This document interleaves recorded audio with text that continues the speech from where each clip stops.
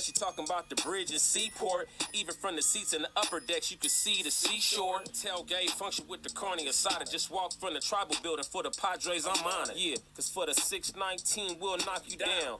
Anything for the Brown, put it on the town. Started back rocking the Brown. Ever since we've been knocking them down. Baby said she wanna go to the game. Taught her how to say Padre gang. All right. What's up, everybody? Welcome to episode 258 of the Talking Friars podcast and YouTube show. I'm your host, Ben Fadden. Padres season is over. What a run. It was a magical season. I want to start out with that. I mean, ups and downs and, beating the Dodgers, beating the Mets, two 100-plus win teams, and being very competitive with the Phillies in every game of this series. That is a successful season.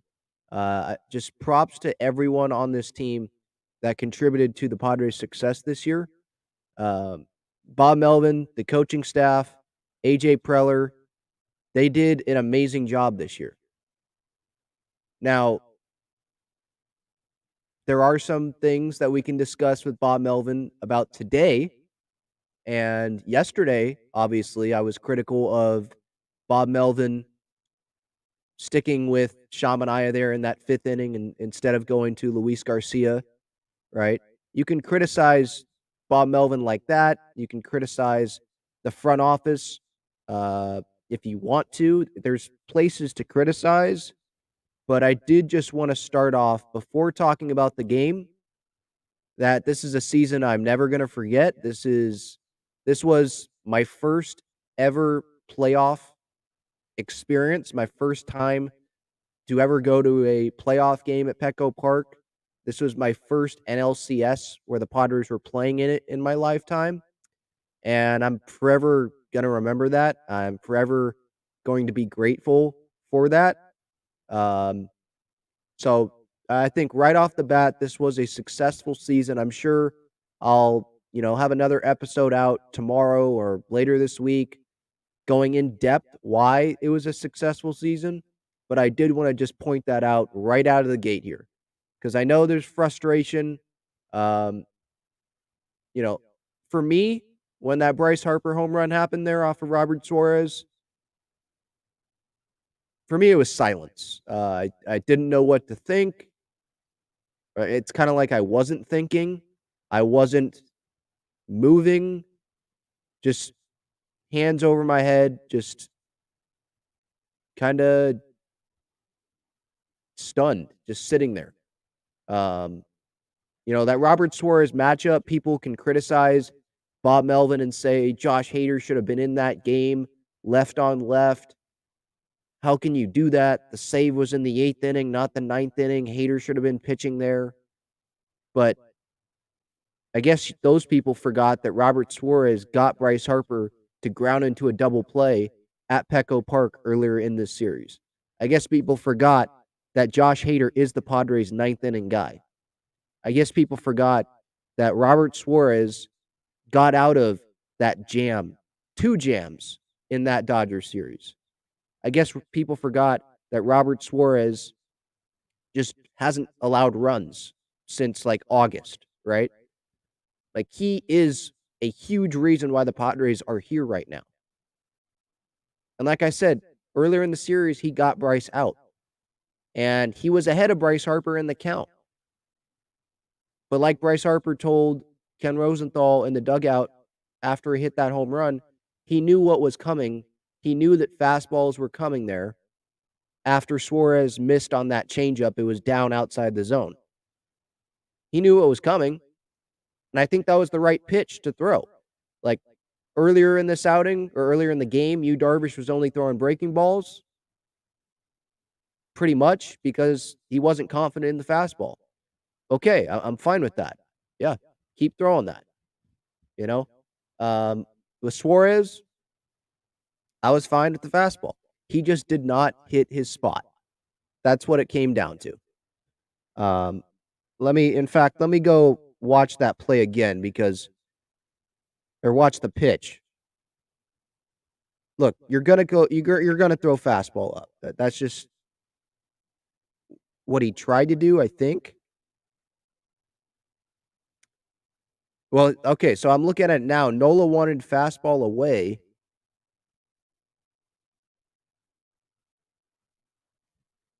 He actually may have hit his spot, to be honest. Harper just got fully extended and hit it oppo. I mean, that's what happened. Like, sometimes you do have to tip your cap to the other team. Sometimes you have to tip your cap to Bryce Harper. There's no other guy that I would rather have beat the Padres. For anyone who knows me growing up, like, I'm a huge Bryce Harper fan. Um, yeah, it sucks. But this guy's an amazing freaking talent. One of the best hitters I've ever seen. So it's not the end of the world that Bryce beat you there. And look, Suarez, I mean, it's not like that fastball was right down the middle of the plate. It was on the outside part of the plate. It's not like it was up either, like the game 1 home run that Darvish allowed to Harper. No, his fastball outside part of the plate, and he took it out. Sometimes it's just great piece of hitting. That was a great piece of hitting by Bryce. It's heartbreaking. I'm going to remember this series as Bryce Harper going off, Rhys Hoskins going off, and I'm going to remember it as, man, what if? That's what I'm going to remember this as. What if Shamania wasn't in that game in the 5th inning? What if they could have held the 4-0 lead? What if they could have held the 6-4 lead in yesterday's game? What if they could have held the lead today when they got it back on the wild pitches? The Phillies gave them that 3rd run. What if? You know? Like this Padres team was super freaking talented, man. Super talented. They had the pitching. And I'm not pissed off at Robert Suarez for giving up a bomb to Harper. Like, Harper's an amazing hitter. Suarez has pitched his butt off for the last, 2 months. We would not be here in this position without Robert Suarez. And you could say the same thing about Josh Hader, too, I know. But extending him for 6 outs, that would be a big ask. I think it was, maybe one thing you could be mad at was Realmuto, who got on in front of Bryce, hanging the changeup there instead of going fastball to Realmuto, slowing down or speeding up Realmuto's bat. And then I believe he singled off Suarez there before Harper homered. You can get mad at that because that extra run was a big difference, right? If that changeup isn't thrown, maybe you retire Realmuto, and that ends up being a solo home run, right? 1 out, solo home run, tie game. Who knows what happens then? I'm not mad at Suarez for giving up that home run to Bryce. I'm not mad at Bob Melvin for having Robert Suarez in the game to face Bryce, to be honest. It's so easy to sit here after it doesn't work to say, oh, Hader should be in this game. I'm trying to look at it from the perspective of Bob Melvin and Ruben Niebla and saying, Suarez got Bryce last time on a ground ball double play in that 8th inning of game, 2, to even up the series, the last game at Petco. He can do that again. I forget if there was a runner on. I think there was a runner on first. He can do that again. But Harper got that pitch. It wasn't down. He got it. It wasn't up either, though. He got it. His arms extended. He had a good at bat against Suarez, and he got that pitch and took it out. You got to tip your cap to Bryce on that, I think. I'm more mad with the coaching staff and Bob Melvin for yesterday's loss than today's loss. I think Zach Wheeler pitched amazing today. Soto had that home run off of him, but he pitched great today. And right when they got Zach Wheeler out of the game, I was like, all right, here we go. Going to game 6. This is their chance. We're winning this game, and we're going to game 6 tomorrow at Petco. but didn't happen. They came back. I mean, props to the Padres. Phillies fans, they were whining about the weather when they were losing, when was it Dominguez came in, didn't have it with the wild pitches, and like, oh, Padres weren't earning that lead. No, they earned it. They earned it. Crony was the one that got the hit off of Wheeler to take Wheeler out of the game. And then, okay, there was the wild pitch to get Crony to second, but Josh Bell came up with the hit with the double down the line, right field line, to bring Crony in, right, to tie the game.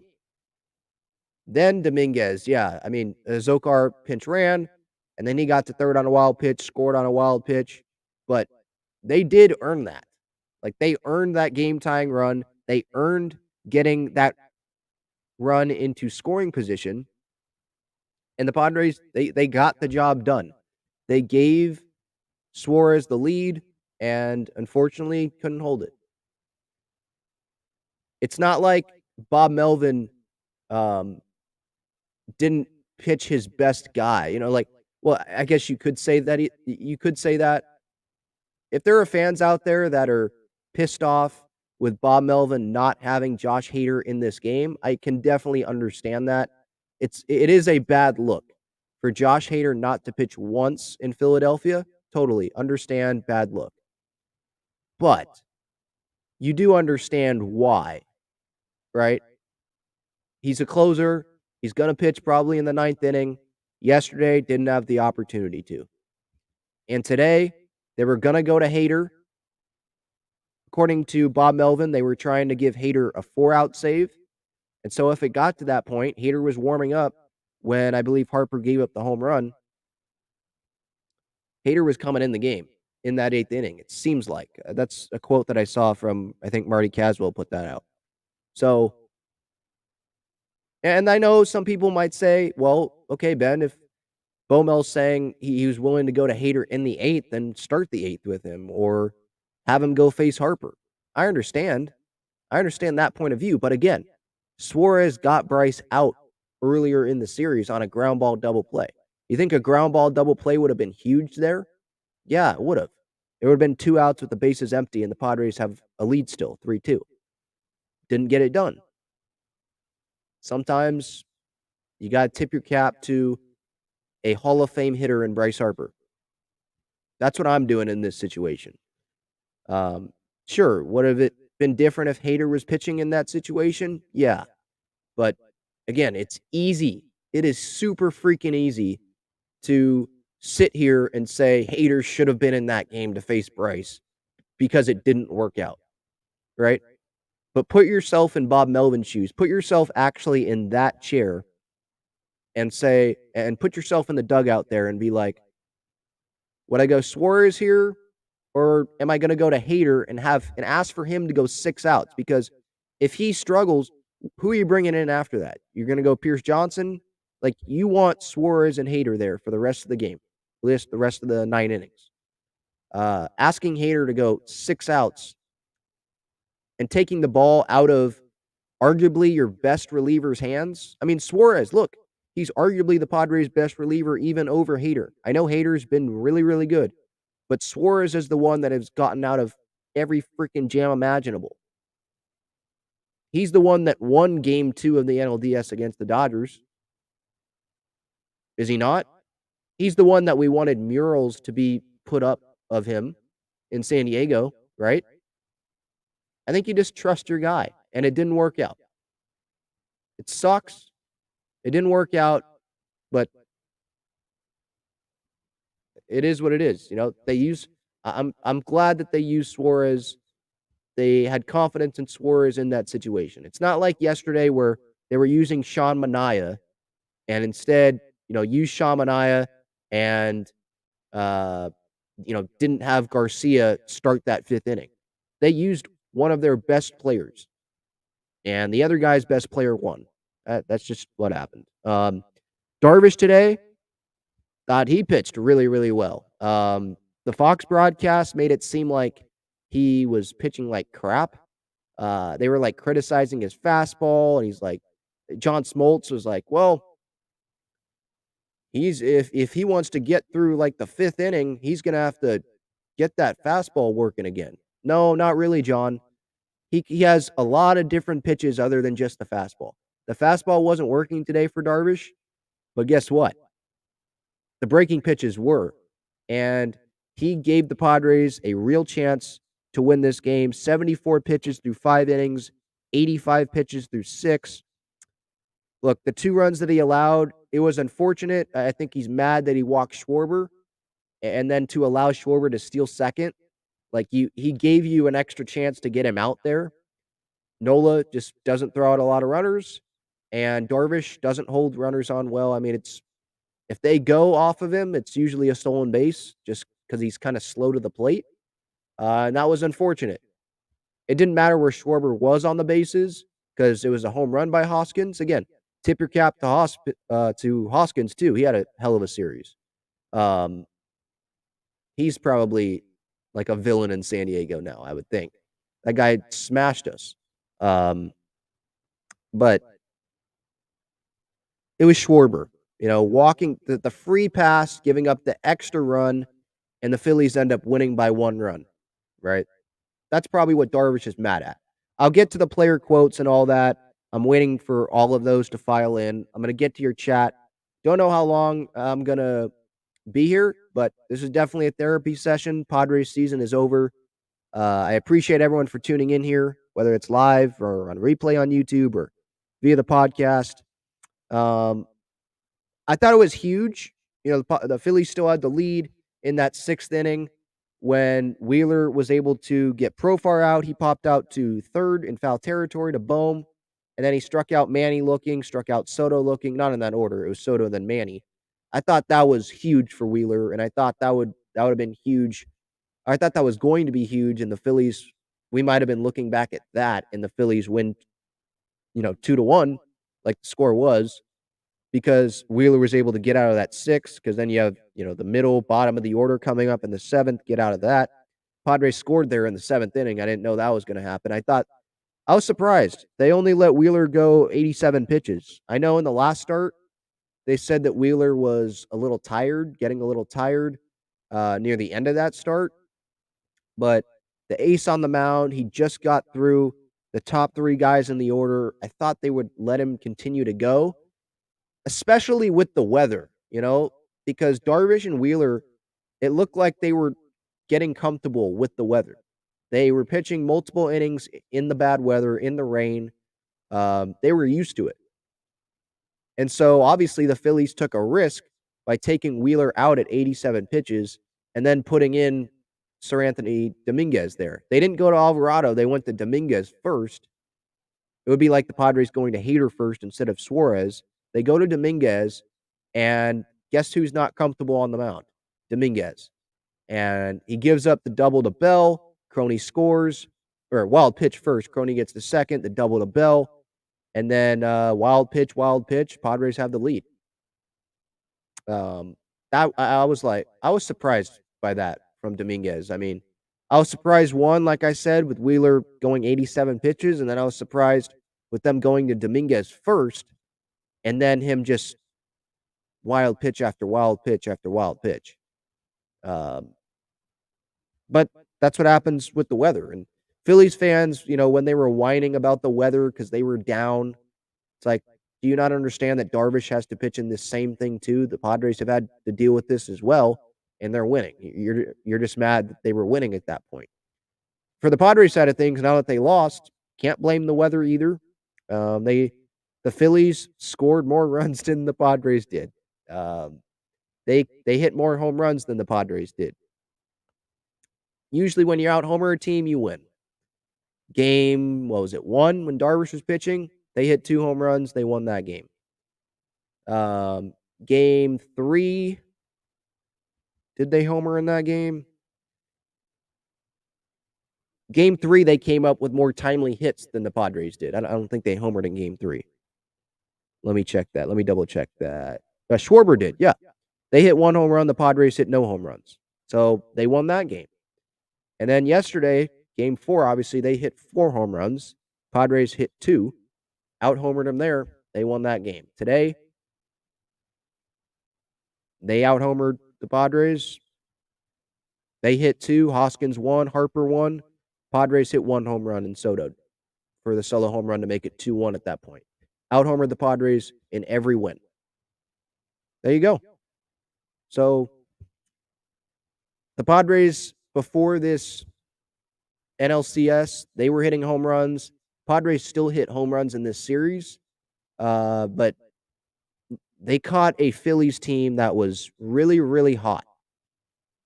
This Phillies offense, man, I know the Astros offense is good, and I know the Astros pitching is good, but this Phillies team, I don't see them being an easy out in the World Series at all. With Bryce Harper swinging the bat the way he is, and Schwarber is getting hot after struggling in the wild card and the division series, and Hoskins hit, I think he has 5 home runs or something now in the postseason.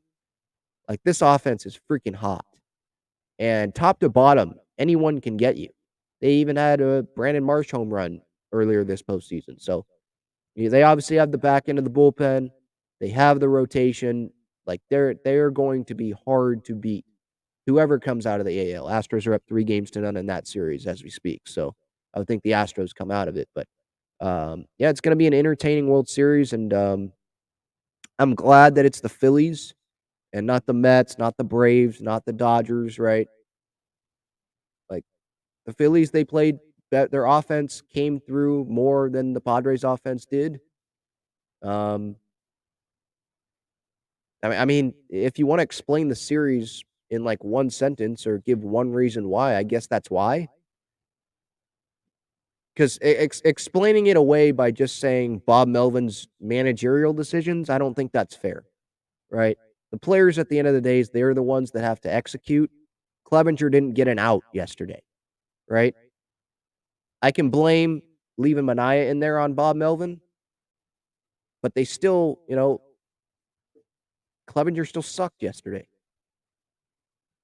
He still gave up 3 runs in that first inning after the Padres offense showed up in the first inning and gave him 4 runs, right?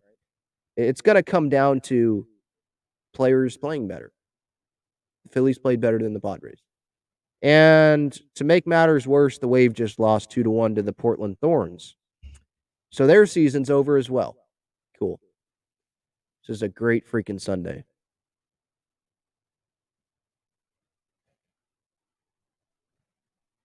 Damn it. All right. More notes. I'm just trying to go through my notes here, see anything. I mean, home plate umpire Quinn Wolcott. Holy crap, dude. Know what a strike zone is. I mean, the pitch to Myers in the 9th inning was crap, that call. The pitch to Josh Bell earlier in the game, it was like a foot inside, called that a strike. Those are just a couple that come to mind. He was not great today. And the Padres lost this series without even having Doug Eddings behind the plate. I mean, they would have had Doug Eddings tomorrow. Imagine that. Blake Snell on the mound with Doug Eddings as the home plate umpire. Obviously, I'd rather have that because the series would still be here. The season would still be alive for the Padres, but I don't know if that would have turned out great. Yeah, I mean, again, keep putting your thoughts in the chat. Like, if you could sum up this series in one sentence, how would you sum it up? Let me know. What are your thoughts as well, your instant thoughts on the season if you want to, or the series? I'm sure, this week I'll have people on and we'll discuss the season at whole, but just really this game, for me, it's more tipping the cap to the Phillies, to Zach Wheeler, to David Robertson in the 9th inning for them, to Alvarado, right? He didn't allow any runs, I don't think. Yeah, and tipping your cap to Harper and Hoskins again. They like owned the Padres in this series, really. So it sucks. In that 9th inning, by the way, Padres, they had 2 walks off of Robertson. I said props to Robertson. No, props to Ranger Suarez. Sorry. Robertson started that ninth inning. Robertson started it. Ranger Suarez came on. And then faced Grish with 2 outs. Grisham bunted. It was a 1-run game. Got runners to second and third. I haven't found any Padres fan that didn't like that decision yet of Grisham to bunt there. He didn't get a hit in this NLCS.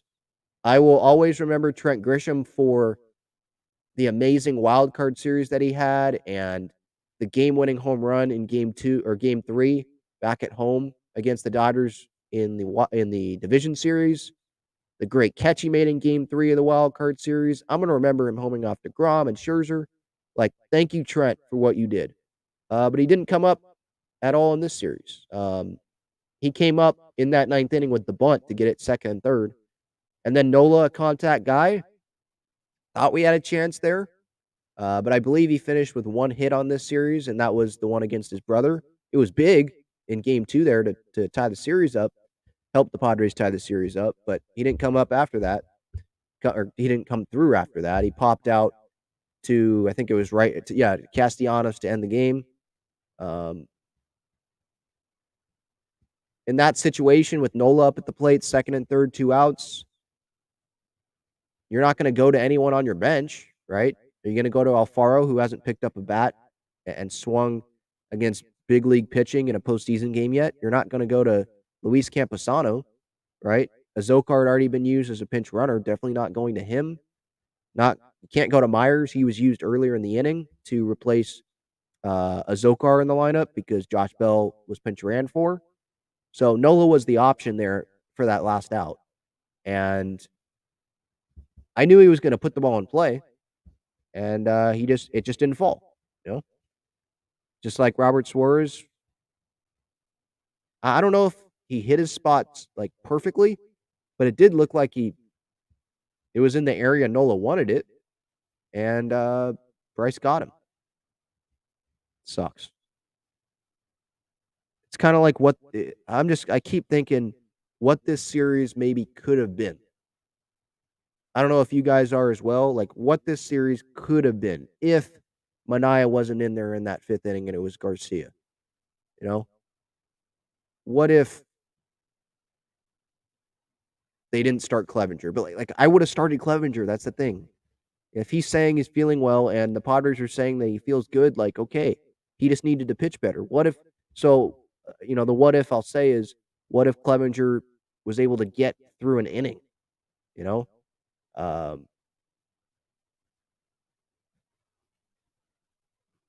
Was there another situation in this series? Oh yeah, game 3. What if the umpire at third base, Todd Tishner, what if he didn't strike out Profar there and say that he swung? That should have been ball 4 with first and second and no outs in that 9th inning. Maybe Sir Anthony Dominguez isn't pitching in that situation, right? I did a whole breakdown on that on YouTube. Like, what if? That's what I'm thinking right now. That situation, by the way, another terrible call today. It went in favor of the Padres, but Manny swung, and Todd Tishner said he didn't swing. It was way more clear and obvious than the Profar one. So he's the same guy that messed up the Profar call at third. He was at first base today. But just the what ifs. The Profar what if, the Manaea Clevenger what ifs. I guess another what if is if Hader was in there to face Harper instead of Suarez, but that's just me bringing up another what if from maybe some fans' point of view. Like, that's not a real what if for me. I would have went with Suarez there. Maybe you don't throw Ramiro the changeup to speed up his bat, but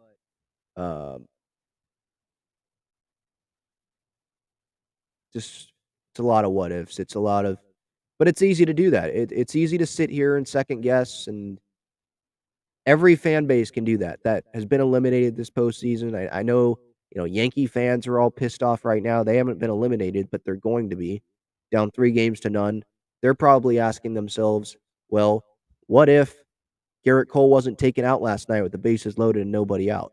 Right? What if they went to Loizaga, their best reliever, instead of their 4th best option?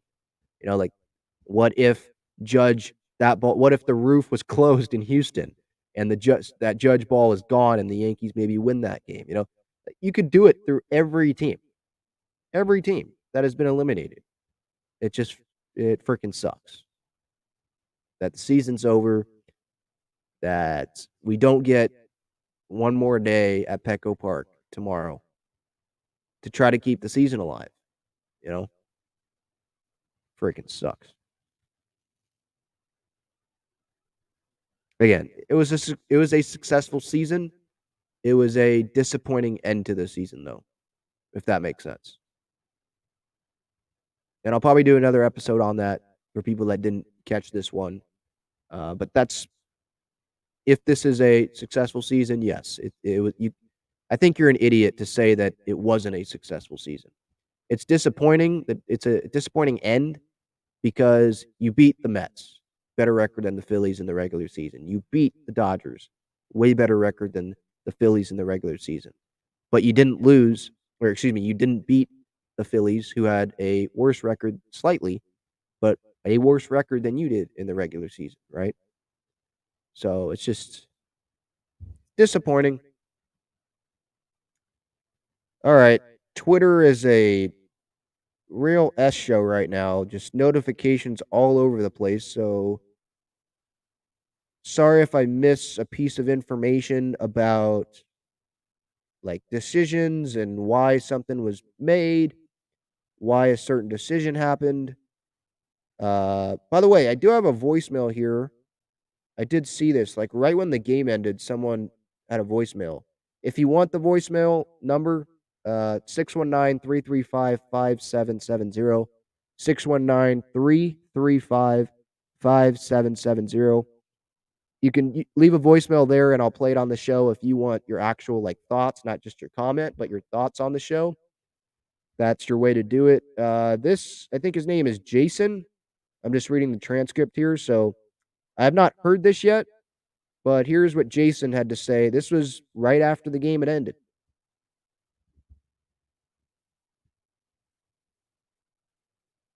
For almost 40 years.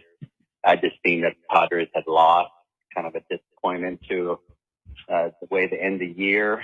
My question for you is, what do we need to do in the offseason to get back and advance to the World Series and win a World Series for San Diego? San Diego just never won a championship, and it seems like they always fall a little short. So that's my question for you. What do we need to do? All right. Thanks for doing the show. I really appreciate it. Just started listening to this year, and I'll continue to keep listening to it. Go Padres for next year. I appreciate that, Jason. Thank you very much. What do we do? What do we need to do in the offseason? I mean, it just freaking sucks to be talking about this. I really did not want to be talking about the offseason right now. I wanted to be talking about Game 6 tomorrow night at Petco Park. And instead, rightfully so, here come the questions about the offseason because the season is over. My initial thoughts on the offseason, bring back Nick Martinez because he's been huge this year. Don't bring back Clevenger and Manaea. Maybe you bring back one of them very cheap, but that's just me. Try to bring back Will to be a utility guy. And I'm not just saying this as a fan, with just emotional ties. No, I think he can help this team if he's willing to take a discount.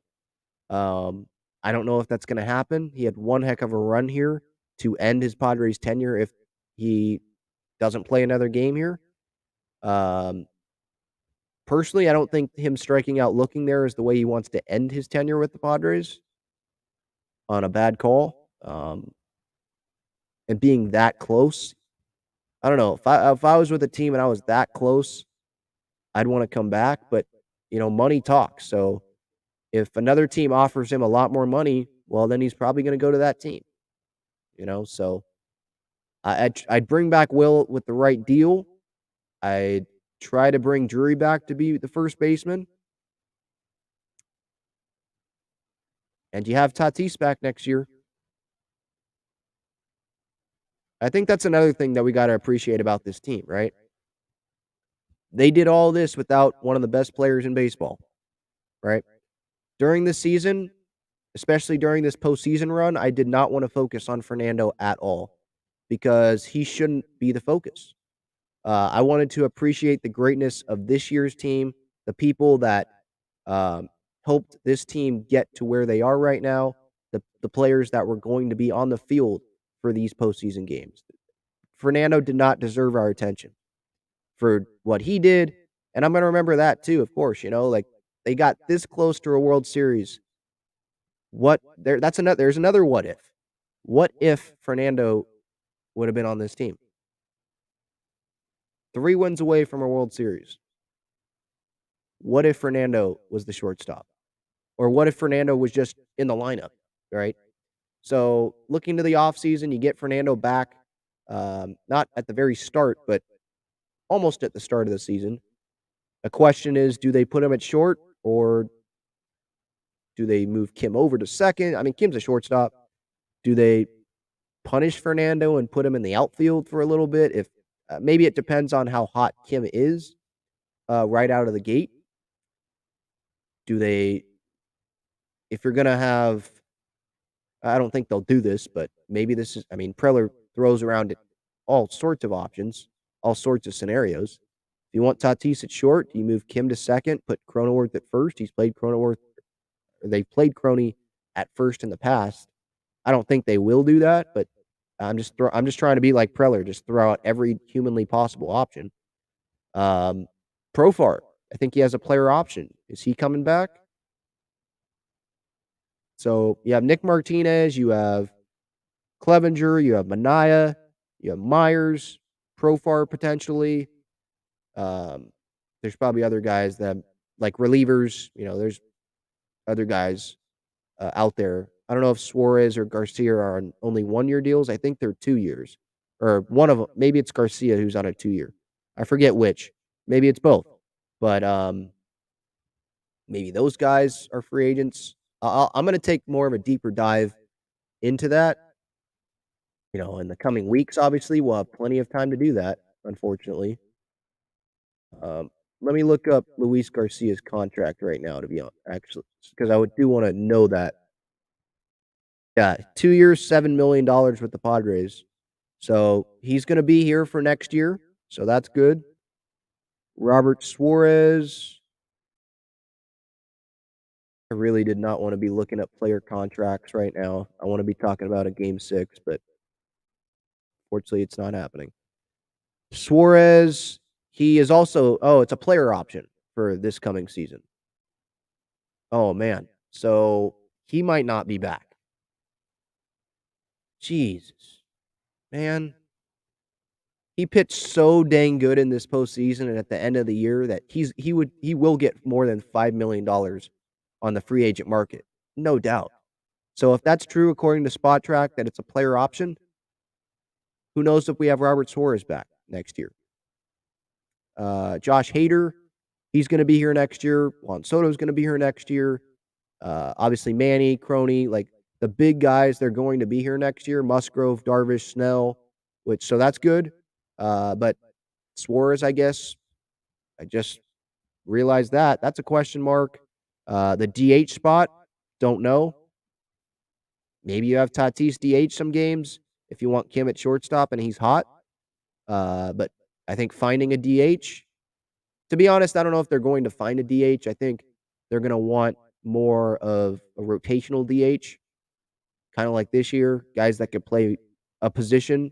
Like they have a position, but they can DH as well, just for flexibility-wise, injury-wise, just as insurance. But adding more power to this lineup, center field, my gut says that they still try to go with Grisham because they saw what he did in the postseason, and they're going to believe in that. But definitely getting some depth on that bench. It was not strong. I don't know, the catching position. Nola did play well in this postseason. It was clear he was the starting catcher. They didn't give an at-bat to Campusano. They didn't give an at-bat to Alfaro. So you would think that they want him catching next year as well. I don't know if Campy's going to get a real chance next year. Again, a lot of things can change in the offseason and stuff, and we know Preller has pulled off some really wacky moves. Part of the reason that's why I love the guy so much, not like personally, but as a fan. Yeah, there's a lot of questions to be answered. There's a lot of what ifs that we can throw out there for the offseason. Like, what if they acquire this player? What does it mean for this player? The winter meeting's coming up in December. I'll be going to that hopefully. So, yeah, I love the offseason, or at least in years past, I love the offseason because of moves Preller could make. And I love talking hypotheticals and stuff. Like before the trade deadline this year, on the radio with John and Jim, when they let me go co-host with them, I brought up Brandon Drury. No one had brought up Brandon Drury, but I love talking about those smaller players, the cheap contracts that could fit the Padres payroll and stuff and could help the team. No one brought up Brandon Drury weeks before the trade deadline like I did, and he comes to San Diego, and he is a big part to why the Padres made the postseason, and he impacted this team during the postseason as well, obviously. He had the big go-ahead hit, obviously, game 2 of this NLCS. Didn't do a whole lot in the wild card series, but he was one of the best hitters going into the postseason for the Padres. Obviously, one of the highlights of this year was Brandon Drury's grand slam in the first inning of him and Soto and Bell's debut. I'm totally getting off track here. I don't even know how I even got on to talking about that, but yeah, I love the offseason, but this year I don't know if I'll love it as much. I'll probably love it, when we get into it, but right now I don't like it because the Padres were 3 wins away from a place I didn't think they were going to be able to go this year. I didn't think they were going to be in the NLCS, and so I'm grateful that we got to the NLCS. Again, it was a successful season, a disappointing end, and because of that disappointing end, I'm disappointed to be talking about the offseason and potential moves and looking up Suarez and Garcia's contract to see if they're free agents. Freaking sucks. All right. Let's get to the chat here. I will get to player comments. I appreciate everyone for tuning in. I am way behind on the chat, so I will get there. I have no idea how long this episode's going to go, but I appreciate, wow, this chat is loaded. So I appreciate all of the comments here. I will get to the ones that I feel like should be read or that are worth being read. I'm just trying to load up the player comments so that they're ready to go when I want to go to them. All right, so let's go to the chat here. Yeah, this was an hour ago, so I'm way behind. Well, next year, Sleepy Potato says. Yeah, sucks to say. Brian Perez, he's a Dodger fan, it looks like, says, sorry-ass franchise chokers, higher seed, and still lost. Dodgers always babe. What? Did you not watch the Dodger-Padres series, buddy? The Padres owned the Dodgers. They won in 4 games. You guys won 111 games and lost to us. We're not your little brother anymore. We're not the adorable little Padres. We're here. So save it. Just save it. All right? In fact, I'll just put you in timeout. How's that? Brent says team was great. The manager was not. I mean, it's hard for me to say Bob Melvin. I mean, I guess it's fair to say he was not great. Like, there were some decisions I have criticized in this series, right? I'm more mad at his main decision with Manaea last night in game 4 than I am with him sticking with Suarez today. Like, Suarez, again, he's one of the best relievers. There are so many teams that would want Robert Suarez in that situation, So, yeah, it's fair for you guys to have that opinion of Bob Melvin maybe costing the Padres this game, costing them this series. But again, I think it is ultimately up to the players on the field. I'm just disappointed because, they were close in multiple situations, and this series could be 3-2 right now, and instead the Padres' season is over. Talman858 says, was hoping we'd pinch hit for Grish or Nola. Guess the only guys on the bench were Campy and Alfaro, maybe. Yeah. They weren't going to pinch hit for Grish because I think they liked having that bunt. They were willing to sacrifice an out because the guy that would come up there, what are the odds that he comes through? He hasn't had a bat in his hands in the postseason yet this season, and Grish was struggling, so they'll take the out if that means that there's going to be two guys in scoring position now, and a base hit from Nola, who is a contact guy, would give the Padres the lead. So I was fine with that decision. Campy and Alfaro were going to be the options. But no, they didn't have great depth on their bench. So Preller's going to look to improve that this offseason, I would think. I agree, Jordan. Hell of a playoff run. Nando390 says Padres World Series was beating the Dodgers. I mean, I do have to say, yeah, it does kind of feel like that. I mean, Wilmar's partying and us being so excited to beat the Dodgers. Yeah, you could say that it kind of was, but I don't think it was for the players. I am saying it's a successful season because they did beat the Dodgers, if that makes sense. But no, I don't think the players are saying, we won the World Series because we beat the Dodgers, right? I think it's an accomplishment, a very big accomplishment, and that's what made the season a success. But there's disappointment in that clubhouse. There's disappointment in that front office. There's disappointment among the fan base, really, because it was a disappointing end. I think they were the favorites going into this series, and there were spots. They had a 4-0 lead yesterday, a 6-4 lead, lost. Had a lead today, lost. There were spots where this series could have flipped, but it didn't. Alex says, we had a great season, got farther than what anyone thought. We should be proud of our team. Just imagine next season when Tatis comes back. This is good. This pain will make our team want it. That's kind of what I tweeted. I tweeted out the video at Talking Friars on Twitter of Musgrove, might have been Soto as well, just watching the Phillies celebrate. And I was like, use this as fuel for next year.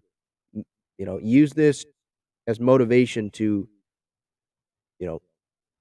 those workouts that are tough this offseason. Think about that moment that the Phillies are celebrating, and you want that. So push through it. Use this moment as motivation and work your ass off to improve and be as best as you can. Be the best version of yourself going into spring training. If the Padres are asking you to work on something, work your ass off at that something. Try to be the best you can be. You were right there, 3 wins away. Could have been 2 wins if some things went your way, right? Going into today. But they didn't. I do agree, Alex, though. I think we had a great season, got farther than what most people thought. Made A-Rod, Big Papi, made all those Fox guys look like idiots. Made Bill Plaschke look like an idiot. He already is one, but made him look like a clown. With his comments saying Padres-Dodgers isn't a real rivalry, the little brother, adorable little Padres, and then the Padres go beat them in 4 games. Like, it is a successful, great season, but being this close, it's just a disappointing end, really. It's just a disappointing end. I agree, Christopher. Although I'm disappointed, I'm very proud of the team. I do hope that they build off this season. That's the thing. Like, you do really hope that they build off of this, right? Because I feel like whenever a team makes it to the NLCS or the ALCS, or they make it far in any playoffs, right? The analysts or the experts going into the following season think that team's going to go far, or maybe they'll take another step. Sometimes that doesn't happen. The Dodgers are going to try to get better too. The Giants are going to try to get better. The Mets are going to try to get better. Every team is going to the Padres had to get past are going to try to get better. So it's not going to be easy. I do hope that they build off of it, though. And I hope that Tatis comes back next year and he was pissed off to not be a part of those Mets celebrations, the Dodgers celebration, the playoff clinching celebration. I hope that he's pissed off that he didn't have a chance to potentially change this series and he comes out next year and he wins the MVP, right? Stuff like that. I do hope they build off of it. And, they keep this foundation of great starting pitching, top for the rotation. It would be nice to have a better 4-5 starter, as we saw, but keep that foundation of a great top of the rotation, great back end of the bullpen. If it's Suarez, then it is him. If it's not Suarez, then you go out and get that person. It doesn't have to be a high-priced guy, as we saw. Suarez was not this high-priced guy, right? Preller used his scouting and went out and got him. Same thing with Garcia, right? 2 years, $7 million. Like, that's nothing. But those guys were huge for the Padres. So back into the bullpen, top of the rotation, depth throughout the lineup, better bench. That's how I think you can build off of it. Yep, I agree. Box of Wine here says, can't wait till 2023. Yeah. It's almost like I just want this dang World Series to end. And because it is going to be painful for me. I mean, I'm a baseball fan, so I'm going to be watching the World Series anyway. But it is going to be painful for me to be sitting there, watching the Phillies play. I don't hate the Phillies. Maybe some fans are going to hate the Phillies, but I don't hate the Phillies, Now their fans, they don't have the best fans, I don't think. But it's not like their manager. It's not like they were the Mets, where I kind of hate the Mets now, with Buck Showalter and all that crap. It's not like they went out and accused guys of cheating, right? No, the Phillies just won. They had respect for the Padres. Bryce Harper is probably my favorite player that's not on the Padres. They were an underdog too. They were an 87-win team, and now they're in the World Series. Like, it is a cool story too. But it will suck still watching them because you were that close. You could be there. Maybe, if some things worked out for you, but they didn't. Javier says, cope any way you want. You guys had a failure of a season. I'm guessing that's a Dodger fan, so I'll just kick him out. It wasn't a failure of a season. It was a failure for Dodger fans. If you are going to feel better by coming into a Padre stream, a Padre show, and saying that our season was a failure, feel free. I'll kick you out because I don't need that. Our season was not a failure. The Dodger season was. You guys won 111 games and lost to your little brother, your adorable little brother, right? You lost in 4 games, not even 5. Didn't even bring it back to Dodger Stadium. The Padres owned you. That's a failure. The Padres, they were without Fernando Tatis Jr. They weren't supposed to beat the Mets, beat them. Weren't supposed to beat the Dodgers, beat them. And then they contended here in this NLCS. Like, that's not a failure of a season. When you haven't been into the playoffs in a full season, real season since 2006, and you make it to the NLCS, that's a success. Sorry. Go cry more about it, Dodger fans. You're just mad that the Padres beat you still.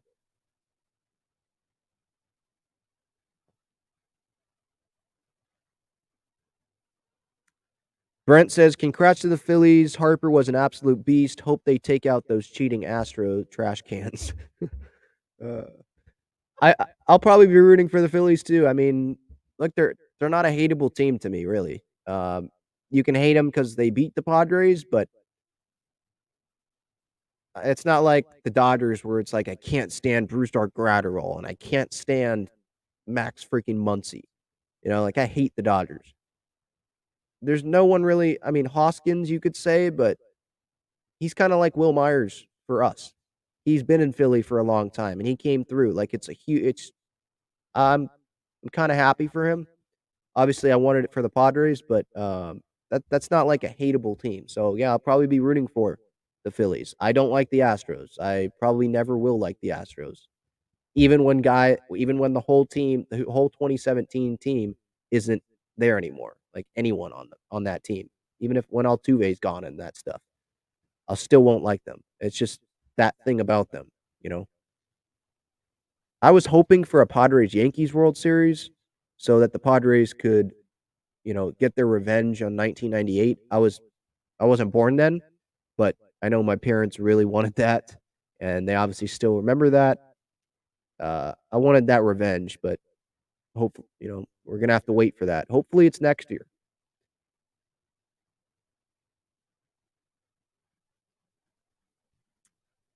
I'm gonna continue with the chat here. Maybe in the middle of it, I'll get to some player quotes and stuff, but I'll be going probably well past this hour. I've been on for like 55 minutes here. Irie says, I won't be mad if Trent is gone next year. That's all I'm going to say. I don't know how to feel about that, to be honest. Like, Trent is a great defender and center. Worst case, he can be a bench piece. I think he'd be a solid bench piece. He has the power potential. I don't think you want to give up on him as a player on the Padres. Maybe you want to go get an upgrade in center field, or you want a better center field combination with Grisham and someone else. You don't want a Zokar to be the other option. Like, you want an upgrade there, but I I don't know. I'm just hesitant to give up on Trent Grisham right now still. Maybe I'm an idiot for that, but maybe I'm just I don't know. Maybe I'm just looking at what he did in the wild card series and in the division series, and I'm, clinging to that. Well, I guess I am. I'm hoping that Trent will come back next year and that's what he's going to be. Is that realistic? I don't know, but I assume that he's going to work his butt off to be that starting center fielder next year for the Padres and have the starting spot the entire year and not lose it. Yeah, he really struggled in this NLCS, did not get a hit, I believe. But man, you see that. What he did in the wild card series and what he did in the division series, we all saw that. That's obviously a starting center field caliber guy right there. I don't want to give up on him, but I understand fans who do, seeing this NLCS and seeing the whole regular season, right? And being like, well, he fell into 2020 again in the division series and the wild card series, and he's back to the actual Trent, in this NLCS. I don't know. I don't want to give up on him, though. Brent thinks Trent needs to go. Okay. I'm sure there's going to be plenty of fans that think Trent needs to go. And I'm sure we'll have plenty more conversations about that in, the coming days, the coming weeks, this offseason. Again, it just whenever I say that, I'm sure we'll have more conversations the upcoming days or weeks. It just pisses me off because I don't want to be having these freaking conversations right now. I want this team to still be playing.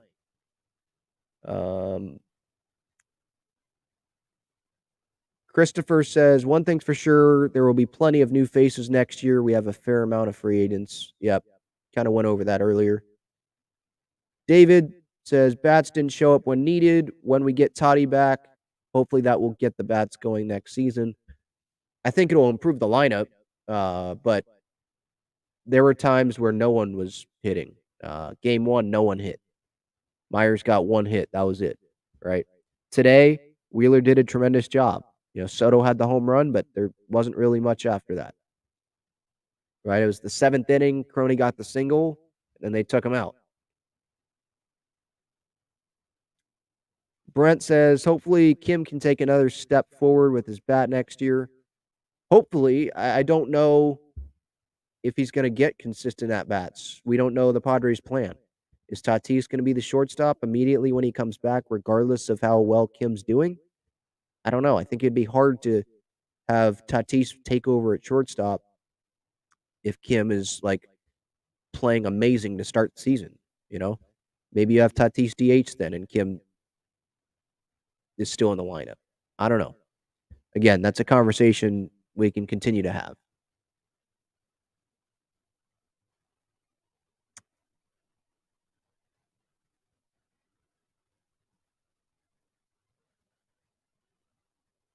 Mike says, I think he's talking about the ninth inning here when Grisham laid down the bunt. Says from the perspective of Bob Melvin, I love to pinch hit for our 180 hitter who is 0 for 19 in the NLCS and is at the plate with the tying and go ahead runs, but I don't have a bench. Yeah, that's kind of what I brought up earlier. Okay, if you were on the side that wanted Grisham to be pinch hit for, you're going to bring up Alfaro there, who hasn't swung a bat in the postseason. Are you going to bring up Camposano? Myers is already gone. Zokar's already used, right? So Grisham was the guy. He laid down the bunt, did his job. That's better than a non-productive out, right? He moved the runners over, and Nola just popped out.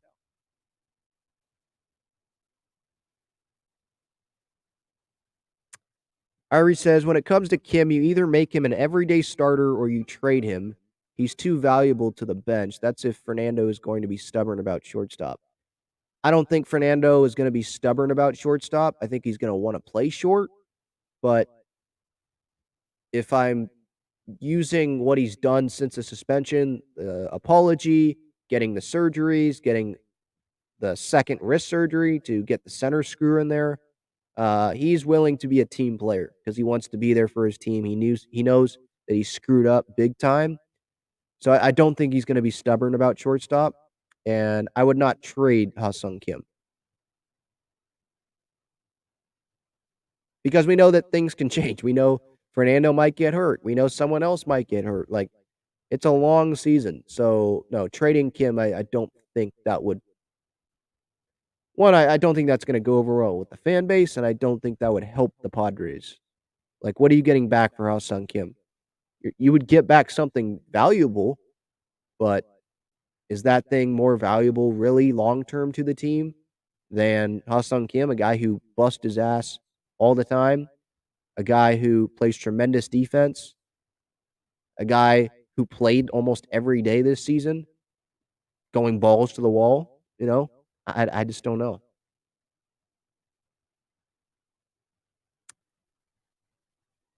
Dylan asks, hey, Ben, tough loss today and tough end of the season. Are you planning on doing off-season content? Yes, of course. Yeah. This is a 24/7, 365 YouTube channel. Maybe not 365 because everyone has some type of off-season, but yeah, I'm gonna be doing stuff all off-season.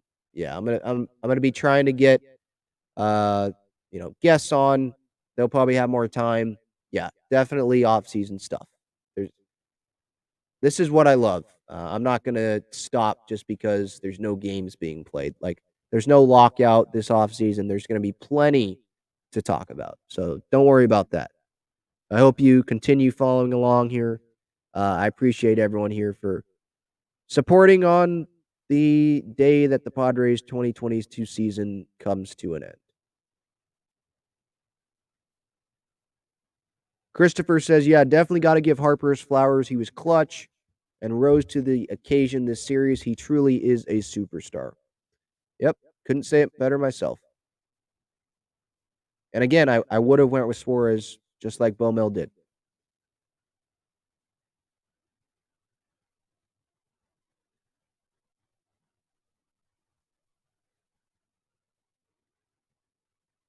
Mike says, bottom of the order, just killed this team in the championship series. They were just nowhere to be found. Trent Grisham, yeah, I mean, that was one of the positives, right? That was part of why the Padres were able to beat the Dodgers and were able to beat the Mets, was because the bottom of the order came through. You had Ha-Sung Kim having timely hits sometimes.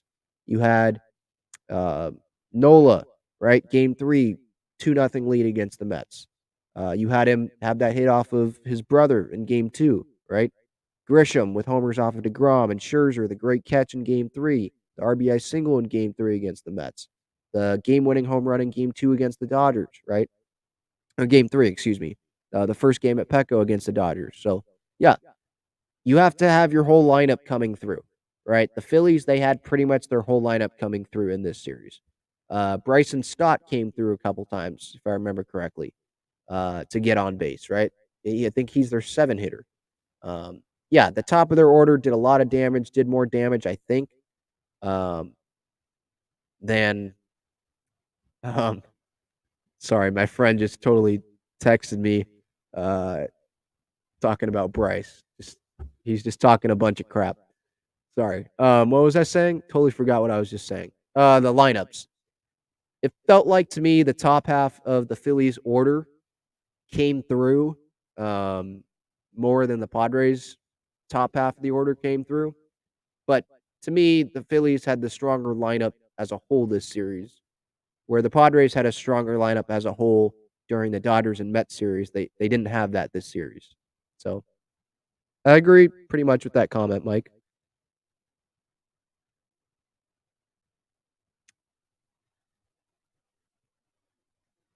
Brent, getting back to the 8th inning here, he says, to be honest, sometimes the save comes in the 8th, Ben. That's why you go hater there. I'll take my chances with someone else. Need be in the 9th against Castellanos, Bohm, Stott, etc. Yeah. Look, people that are going to talk about, well, the saves in the 8th inning.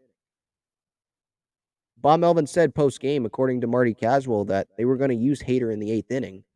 So maybe you start him in the 8th inning. I understand that argument. But again, Suarez, he's been one of the best relievers in baseball like the last month. This guy doesn't give up runs. He is not allowed to run. Like he's been amazing. So I was confident going to him. And Josh Hader, he has been comfortable pitching in that 9th inning. And I know you change it in the postseason. Who cares people's comforts? Ranger Suarez pitched the 9th today when he's a starter for the Phillies. I understand. But Suarez got Bryce Harper out earlier in this series. He knows how to pitch to him. Bryce Harper put a great swing on that ball. It almost looked like Suarez hit his spot. Harper took him deep. Sometimes it's a tip of the cap to Harper. From my point of view, it's just hard for me to criticize Bomel for going with arguably his best reliever in that spot.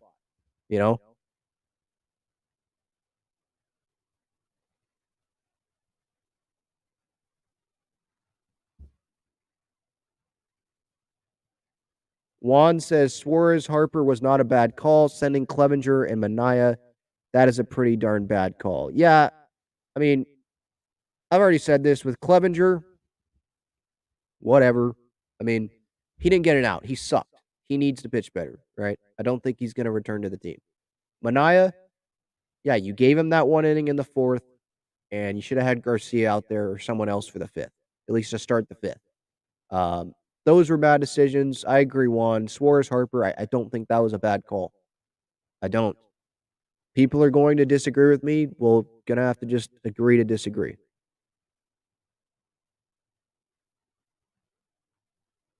Yeah, Brent, you're right. I don't want to blame umps, but that Myers strikeout in the 9th was like a foot off the plate. Yeah, it was not a strike. Myers definitely, he was pissed off. He had a reason to be. That's for sure.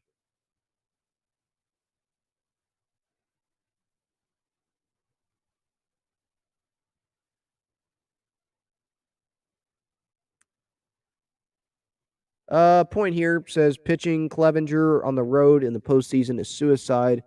Melvin did it twice. I mean, pitching against the Dodgers on the road when he's not locating, yeah, that's suicide. Pitching against the Phillies on the road when you're giving up meatballs to Bryce Harper, yeah, that's suicide. So yeah, I agree. I don't think Clevenger is pitching on the road. I don't think that is suicide. I think how he pitched was suicide, or him maybe pitching at all after the Dodger game. I was okay with Clevenger though going out there. Like he feels good. He worked his ass off to be healthy, or not healthy, but be as good as he could be. The Padres were comfortable with him going out there. the end of the day, he just has to pitch better. Like, he owned up to it yesterday after the game, said, "This is one of the worst days of my life." He feels really, really bad. It's unfortunate that it happened. I don't think it was on Melvin. Clevenger needed to pitch better. Or he should have, I know this is hard to say, but he should have said, "You know what? Go with someone else because my knee is not good. My knee is not in good enough condition to go get outs, go get big outs in the postseason." And what I mean by big outs is the first inning. Every out is important in the postseason. If his knee, even through all the work that he put in, even if, he was having the rehab 24/7, well, if you know deep in your heart that your knee isn't great, I know it's probably impossible or really, really hard to say if you're a professional athlete, but if you know that it's not great and you think someone else healthy would be a better option, maybe you should say that. I don't know. I'm just trying to think of what could have happened or maybe what should have happened.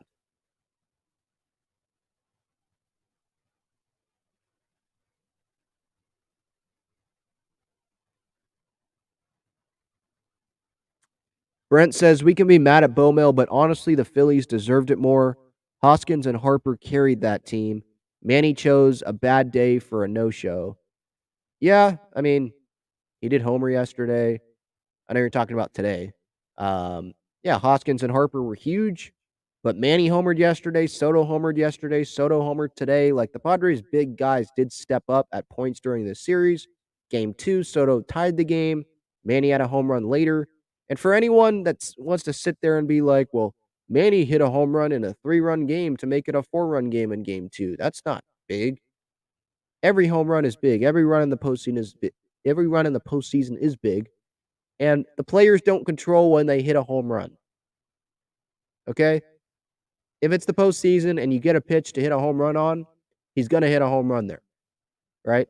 Today, they faced a darn good pitcher in Zach Wheeler. Okay? He homered yesterday. It's not going to work out every at bat. It's baseball. Baseball is really effing hard. It's unfortunate that, what did he go today? Did he go 0 for 3? I don't even know what he went. But so yeah, it sucks, but baseball is really hard. And Manny, I think, should be the Major League Baseball or the National League MVP. But he's probably not going to win it. They're probably going to give it to like Paul Goldschmidt, which he played really, really well too. I just, I'd give it to Manny with what he did this year. Fighting through the injury, you going into the year without Tatis. You knew that you'd have to carry this team. This was before Soto. After Hosmer was hot, then he was cold. You still had to continue to carry the team, and he did that. He absolutely did that. Hit over 30 home runs, played Gold Glove defense. I don't care about the Rawlings non-Gold Glove finalist. Did you see the play that he made by the tarp last night? Absolutely tremendous. Without Manny, the Padres were not in this situation. So I'm definitely not going to, be crapping on Manny.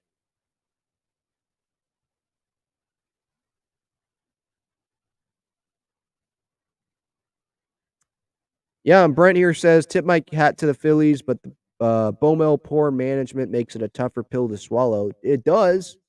Just kind of going back to my whole what if thing, like I said earlier. But, I'm grateful that they did make it here, that they made it to the NLCS, right? They had a successful season. It just, yeah, but I agree. It's a tougher pill to swallow because they were there. They were 3 wins away.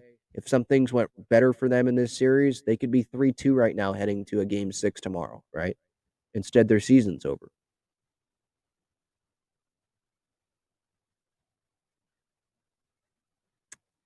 Nick's World says, as a Phillies fan living in Philly, Padres are a great team and organization that will be back often.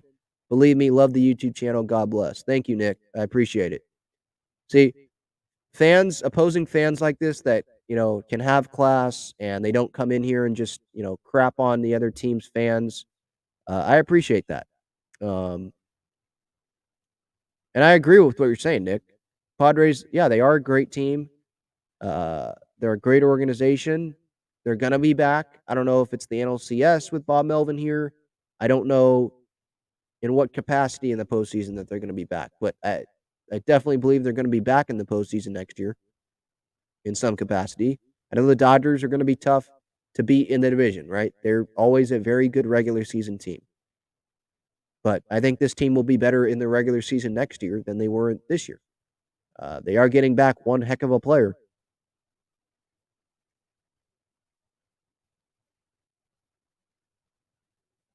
Kirsten says, I think this is kind of dreaming. If we can afford it, the Padres need a DeGrom in that rotation. Well, I don't think they need a DeGrom in the rotation, to be honest. One, that's not going to happen. I don't see that happening. And they have a really solid top of the rotation. Darvish, Snell, Musgrove. I mean, Darvish pitched some huge games this postseason, including today, by the way. He pitched really good today. Padres had a lead when he was gone, right? They still had a lead. Or they got a lead when he left, right? Musgrove, obviously against the Mets. Going to remember that start for the rest of my life, where Buck goes out to check him. And when he's done checking him, his spin rate goes up more because of the adrenaline, the FU in Joe Musgrove, right? And gets Nito on, I think, a slider, and then gets the ground ball, points his ear to the crowd. I'm going to remember that forever. And, pitched well against the Dodgers in Game 4. And Snell pitched well in some games. So they have a good rotation for next year, top of the rotation. They need to fill out the bottom of it. That's another thing for Preller. DeGrom, I think he'll probably stay with the Mets. I think Steve Cohen's going to do everything he can, and he has a lot of things, a lot of money to give DeGrom. And the Mets, again, they're going to be a good team next year, I would think, too. That's also why it's painful, right? You make it to the NLCS. I know it was a year that you didn't expect to make it to the NLCS, but you freaking made it there, right? And so it's like, well, we're here now. Might as well go get to the dang World Series. Go get to the big thing, right? And that's it. It sucks that they couldn't do it because next year it's going to be tougher, right? Because teams are going to know Padres, really good team, and teams are going to get better, and things might not go your way next postseason, right? It's you just don't know what's going to happen next year. So if you're here, go win it. And unfortunately, they didn't.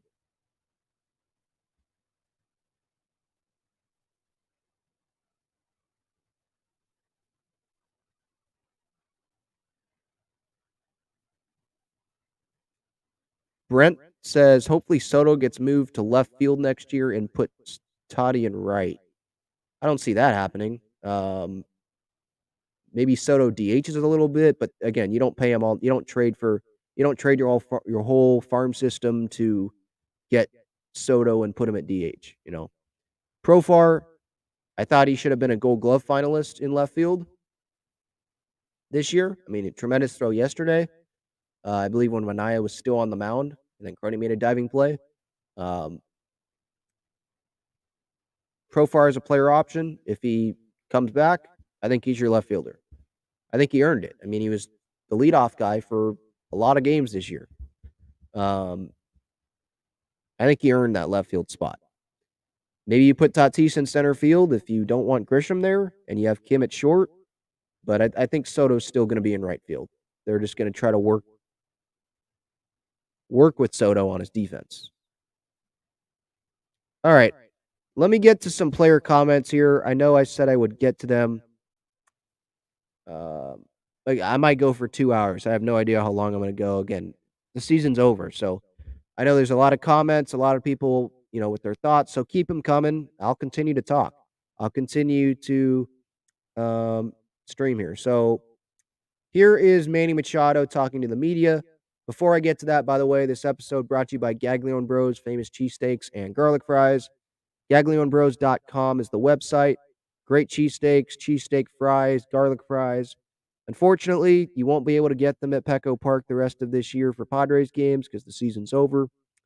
Won't be able to get them for Wave games because their season ended today. I guess I just saw earlier this hour they lost to the Portland Thorns, unfortunately, 2-1. So just sucky day for San Diego sports. But good seasons, great seasons for both teams. But you can get them, Gaglione Bros, their main location on Friars Road. So GaglioneBros.com, again, is the website. Great food there. I recommend you check them out if you have not already. All right, let's get to some player thoughts. Maybe Bob Melvin, don't know. But here's Manny Machado after the game on the season.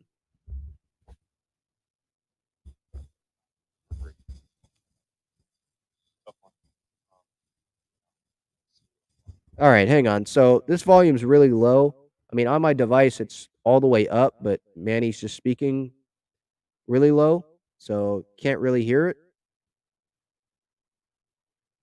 So let me see if they added anything. Yeah, his comments don't even sound good on the other video that they put out. Here's Austin Nola. I don't think frustration is the word. It's disappointing. It hurts. I can't even put into words how hard it feels. The feeling of not getting played anymore because you want to keep playing. This is fun. I mean, it's addicting. I'm proud of you, this team, and what you guys did accomplish this year. Oh my gosh. Like you said, words can't describe it. Like I haven't even got a chance to sit with my guys and talk. You know, that's big. Your thoughts on the fans this year and how they supported the ball football season? The best. I mean, like those San Diego fans make you want to play there. Like, do we even need I don't even want to offseason. I just want to keep playing. That's why it hurts, because it's like we want to keep playing. Like we don't want to stop. Like we can play every day in front of those people. Thanks. I love Austin Nola talking to the media. I mean, he always feels like he has time talking to the media, and those comments, man, hadn't even had a chance to talk to like his pitchers and his guys before talking to the media, and he just wants to keep playing. This is the most games like in a row that he's caught in his career, I believe. And now that it's done, he's like, no, I want to keep playing. I want to play every day. I don't want there to be an off season. I love that. Right now, I think he's coming back as the starting catcher next year. I definitely gained more of a respect for him during this postseason, seeing him catch all of those innings and seeing him catch every day and every game. I loved what he said there. I don't know about you guys, but I loved what he said there. Here's Will Myers. Oh, boy. Hopefully I don't tear up from this. Will talking to the media might be his final game that he played in a Padres uniform, and unfortunately, it ended with home plate umpire Quinn Walcott screwing up a call. Here is Will. Can't bring this back to San Diego when it's ending like this. Yeah, definitely. I think that was the biggest thing. We definitely want to get this series back to San Diego. Obviously, we felt we had a real advantage there playing there, but it is what it is. They're obviously a great team and got some big hits, but tough way to lose it. But proud of everybody here, and it is what it is. They just the hotter team right now. Is there more that you guys could have done? Or there's always things that you can look around that, we could have done different. Even a winning team can do that as well. You can look at some things here and there, but, there's never one play, there's never one situation that loses a game. And, we just came up a little short right there tonight. how much did you appreciate the fan support throughout the season, especially in postseason? Yeah, it was, I got nothing but great things to say about the fans in San Diego. They've been great. Just seeing them out there this year in the postseason, regular season as well. It was a lot of fun to see. It was really cool to see Petco really transform and become a great place to play. Not that it wasn't before, but even better. And it was really cool to see that. Can you get some perspective on kind of what the season is, or it's just what you guys accomplished this year? Yeah, I think obviously with all the things that kind of went on this year, with the ups and downs, some drama that went on, I very proud of this team. I felt like we our backs were against the wall a few times. I felt like we came out swinging, which was nice. One of those things, we came up a little short. There's a lot of people not expecting us to be here, so we're very proud of ourselves for doing this. Came up a little short, but that's the way the game goes sometimes. This happens to be the last time you're wearing a Padres uniform. Kind of what will your memories be looking back on it all? Yeah, I have nothing but great things to say about San Diego, the organization, the fans. It's been a lot of fun here. I've really enjoyed my time. There could have been some things I've played better at times, but all in all, I have nothing but great things to say about San Diego. I love Will too, man. He's accountable when he doesn't play well. Like he said, he just said right there, like sometimes I wish I would have played better here. Probably could have played better a little bit, which is true.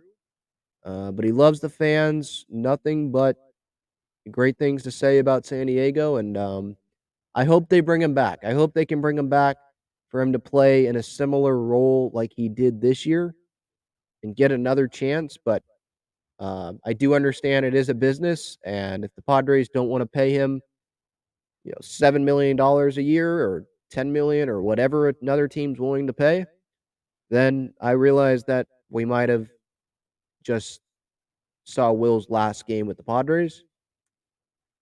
I hope not, though, because I love the guy. I want him to be able to win the NL pennant with the Padres, be able to win a World Series with the Padres, because he's been through it just like us, Like Joe Musgrove, he's kind of like the player, the I don't know, the representative for the fans, right? Because he grew up as a Padre fan. But like for Will, he's been here recently as a Padre through all of the ups and downs of the last 8 years.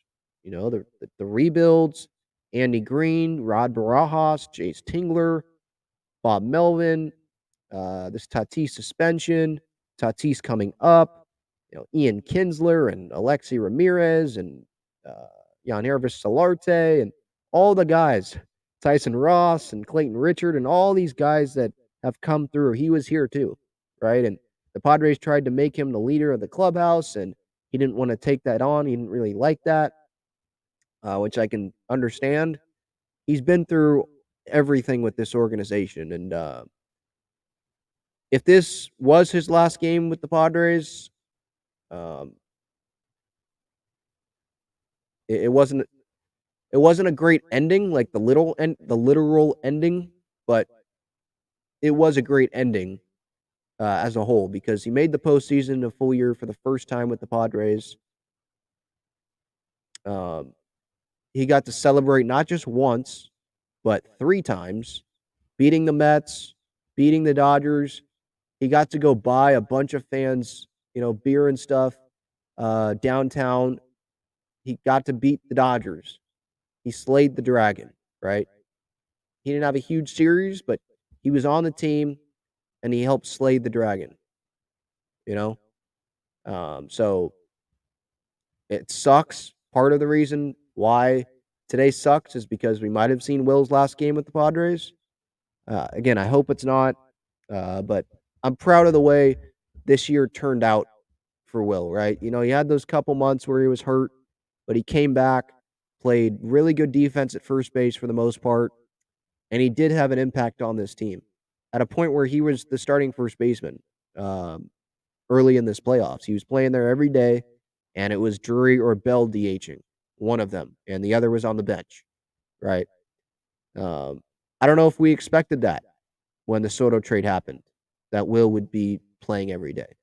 So props to him for continuing to put in work, and I hope his time in San Diego is not done, obviously.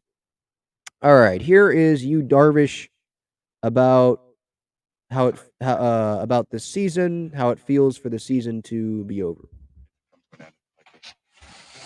すごく辛いですね、もちろん。でもこのチームでここまで来たっていうところもあるので、悔しさだけではみんなないと思います。Oh, obviously it stings and it hurts, but as a team, we made it this far. So, as much as it stings and hurts, there is a little bit of sense of satisfaction also. How proud are you of what this team did accomplish this year in the way that you guys fought all season long? シーズンももちろんですけど、やっぱりその DS、そのワイルドカード DS、メッツとドジャーズに勝ったっていうところで、チームとしてすごく自信になると思います。Yeah, I mean, we fought through the season, but I think the big part was, going into New York and beating the Mets, and also beating the Dodgers. I think that was a huge confidence booster for us. As far as your outing today, another great job battling. It looked like maybe not the fastball used as much today. Just your thoughts on the outing today. とにかくボールも濡れてましたし、地面もすごく濡れてて、地面の力を使えないということで、でも逆にその変化球が良かったので、変化球メインで組み立てていった。Yeah, obviously the ball was a little slick. Ground was slick too, so it was kind of hard to get the grip on it. But the off-speed stuff was working pretty well, so I kind of relied on that throughout the game. And just how proud are you of the season you personally put together? It was one of your best seasons ever. Incredible what you were able to do for this team. 本当にもう年齢も36歳ですし、もういつ散っても散ってるというか、それでも全然僕はいいと思って投げてたのが、良かったと思います。I'm at the age, I'm 36 years old, and I'm at the age of I can go anytime, and I kind of had that in my mind going through the season, so maybe that worked in my favor, and having the type of season that I had. Wow, that's interesting. At the end there, that you said that he's at the age now that he can go at any time, like meaning retire. Because he's a free agent after the end of next season. Would he hang it up then? Maybe it depends on the result of next year. But I don't think he should be hanging him up anytime soon. I mean, obviously, I don't know what he's thinking personally. Again, he's 36, 37 next year. So he could late 30s. He's definitely set up financially. But that was kind of surprising. Because there was reports a couple weeks ago that the Padres wanted to work out an extension with Darvish. So I don't know. Maybe that's nothing. But that was an interesting tidbit that he did kind of at least hint at retirement. Not that he's going to retire, but he just hinted at bringing up retirement, like knowing his age and knowing that he could go. Interesting. So that's Darvish. I'll get back to more player thoughts, but I'll go back to the chat, just kind of going back and forth here because I don't want to get too behind on the chat, but I do want to hear from players. I have not heard from them yet. I'm reacting to it just like you guys are. Brent says, let's be honest, Gallo's going to be in San Diego next year. Yeah, I doubt that. I hope not. Sleepy Potato wants Kim at shortstop, put Junior in the outfield. Kim was great this year, and he'll be even better next year. They might do that. Don't know. I think the offseason might help decide that as well. Tupac 13, good run, Padres. I didn't think we were going to get past the Dodgers. I didn't really either, but I was expecting them to be competitive with the Dodgers, like really competitive, because I thought, I'll say this, I thought they could beat the Dodgers, but I didn't think it was fair to expect the Padres to beat them. Like fully expect, because they haven't done it. They hadn't done it, right? And the whole year. But I was giving them credit and I was expecting a very competitive series. Unlike David Ortiz, who thought they were going to get swept, and A-Rod, who thought they were going to get one game. And a lot of other people. So, yeah, I think, being the Dodgers made this season a success. I know there was a comment earlier about the Padres being the Dodgers, and that was kind of like the Padres World Series. In terms of like judging if the season was a success or not, yeah, probably. But no, I think, listening to the players and all that, of course they wanted more. Definitely.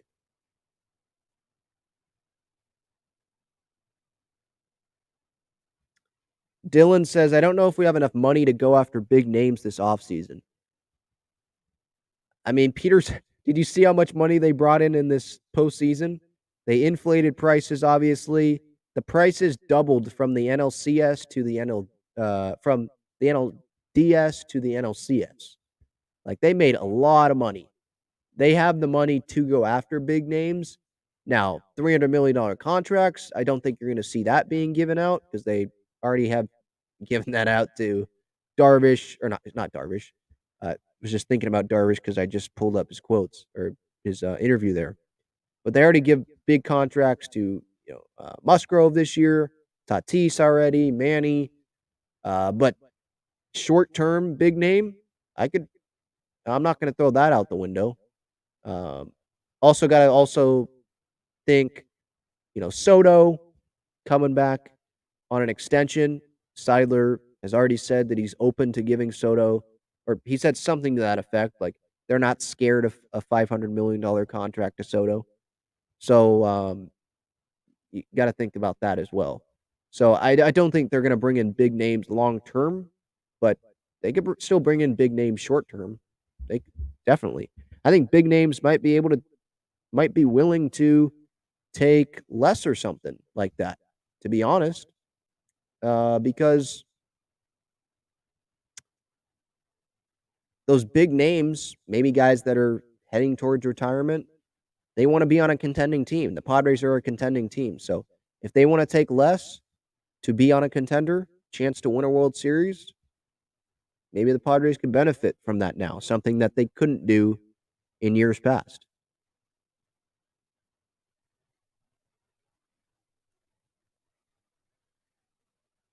I'm just going through the chat here. Eric says, Ben, do you think Bob will learn from his mistakes to put his best pitchers in when it is postseason because Hader didn't play the last 3 games of the playoffs?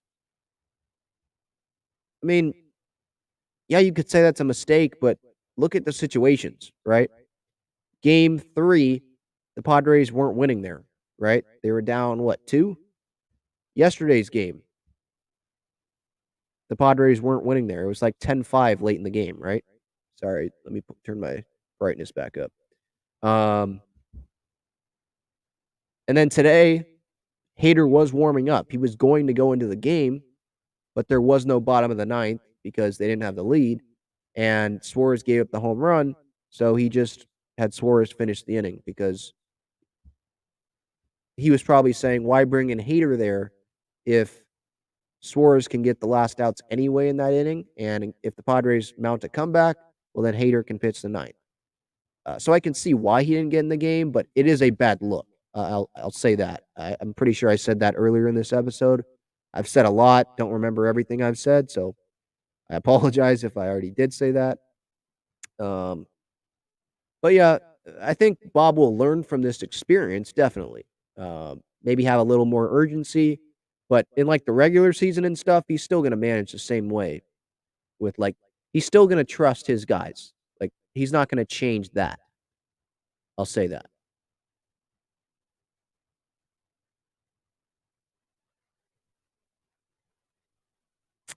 Dan says, congrats to all true Padres fans. It was a tough roller coaster year. Keep the faith. I agree. Josh says, San Diego curse. I don't subscribe to San Diego curse notion.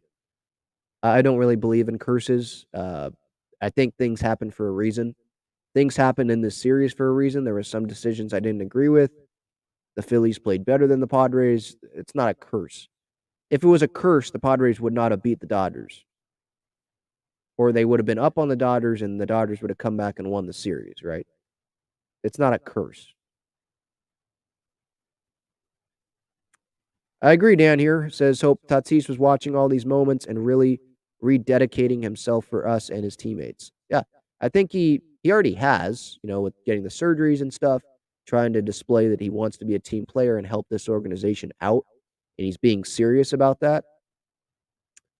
And yeah, hopefully he was pissed off that he wasn't a part of this year and pissed off at himself, and he's never going to do that again.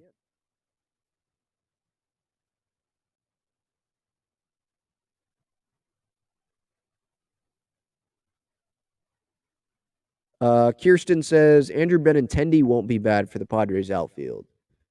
Maybe. I mean, he kind of feels like a Profar to me. So if you already have Profar, or Profar comes back on the player option or opts out and comes back on a different deal with the Padres, then there's no need for Benintendi. But again, you don't know how it's going to play out. So maybe.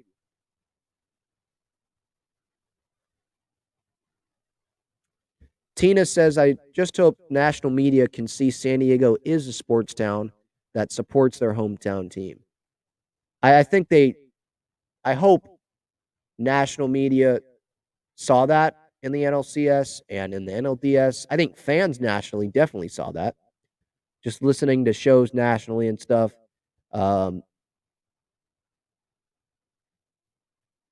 They bring up the crowd, right? They brought up the Philadelphia crowd. They brought up the San Diego crowd. So yeah, I think the Padres, or I think the city of San Diego definitely got the respect of national media, or at least national fans around the country.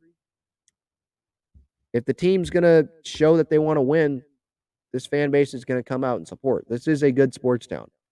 Don't get anything twisted. All right. Here is Juan Soto after the game.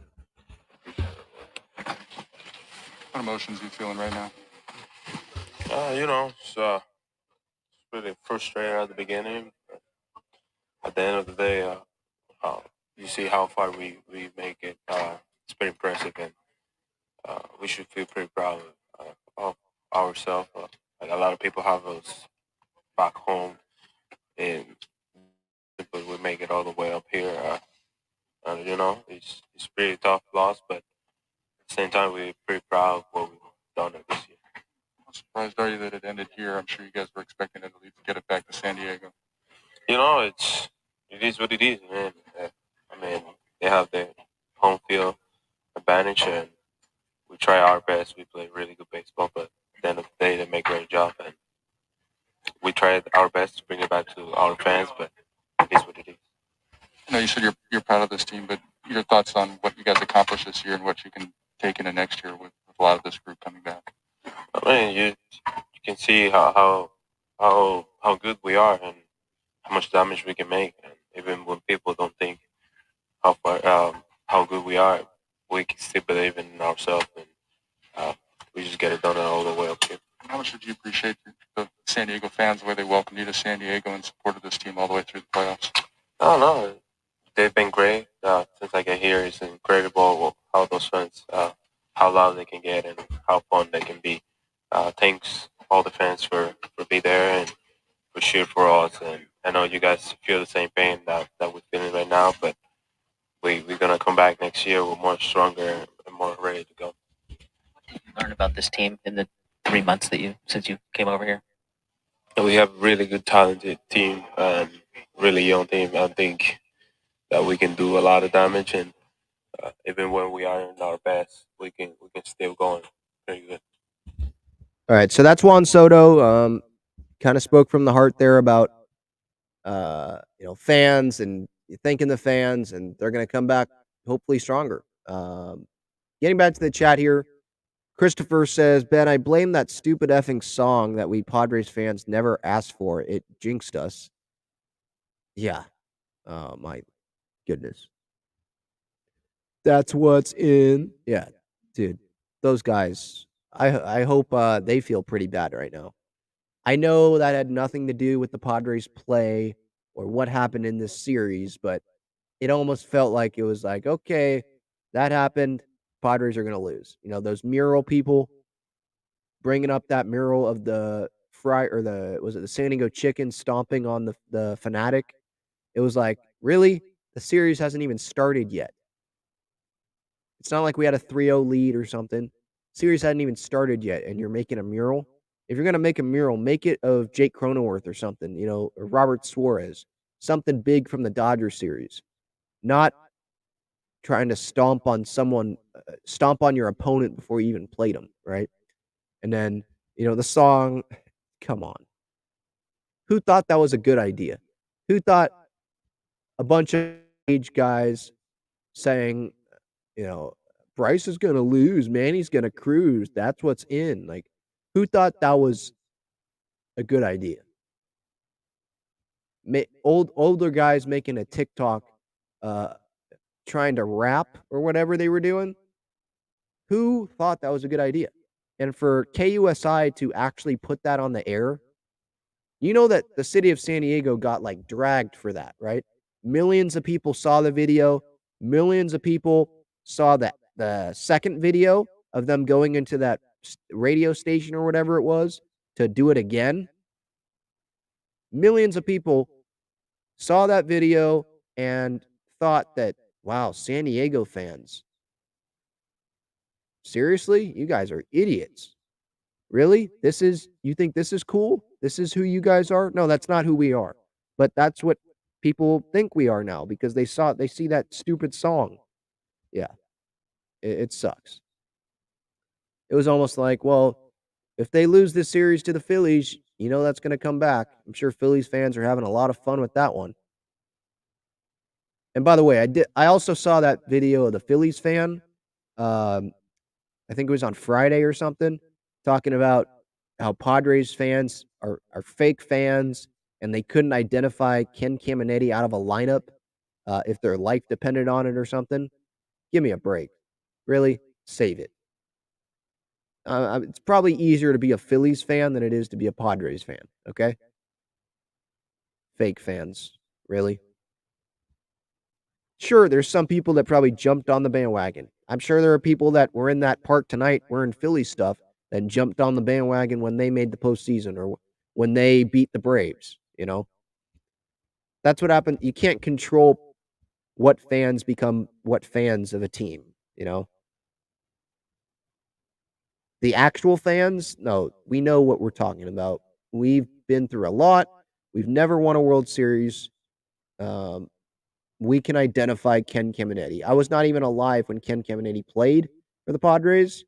I know who he is. I know he's not even alive right now. I don't even know if that Phillies fan knew that Ken Caminiti wasn't alive. He could have brought up any player and he brings up him. I don't get it. Pedro asks, appreciate the content. What's your offseason schedule look like, Ben? Well, I'm probably going to do player reviews coming up. I'll probably have on a guest or two this week, just talking about the Padres season. Probably have some Padre fans on just to talk about the season and the off season and what moves they think should be made and stuff. Try to get more guests on. Winter meeting stuff, trade rumors, whenever rumors come out, react to that, give thoughts on that. A lot of different stuff. I'm just throwing out stuff right now. Again, I wasn't hoping to be talking about the offseason tonight. I wanted to be talking about Game 6, help, preview Game 6 a little bit and talk about the great win for Game 5 with their backs up against the wall. Well, that didn't happen. So we're talking about it now. But yeah, I'll definitely be having off-season content. Don't worry.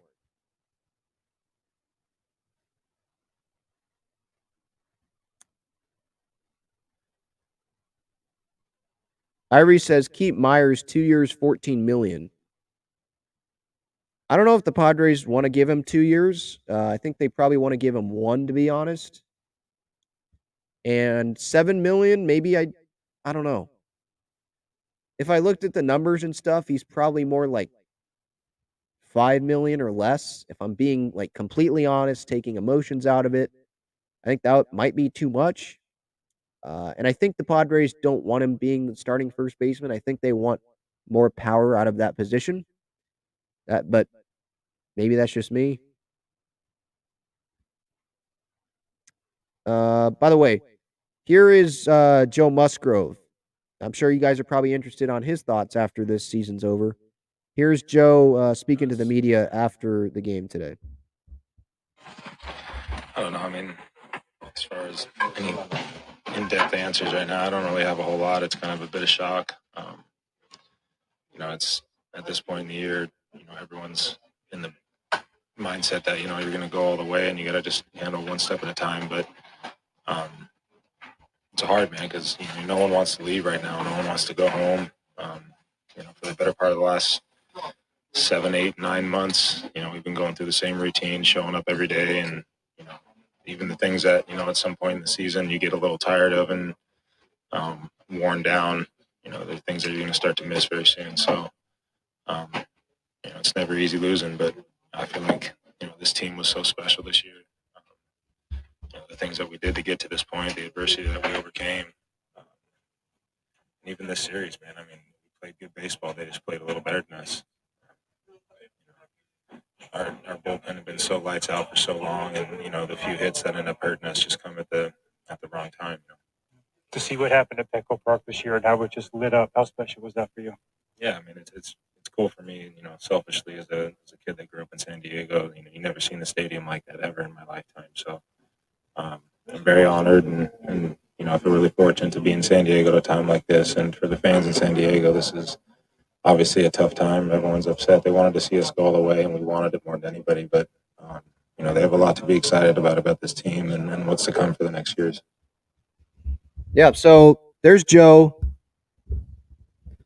So Joe Musgrove there. I'm kind of with him. Like, not going to get a whole lot of in-depth answers. For me, from where I'm sitting, I've been talking here for almost 2 hours now. Some of my comments here, I feel like, haven't even been that in-depth. For me, as I described earlier here in this episode, when Harper hit that home run, I was just like Joe. I was just shocked.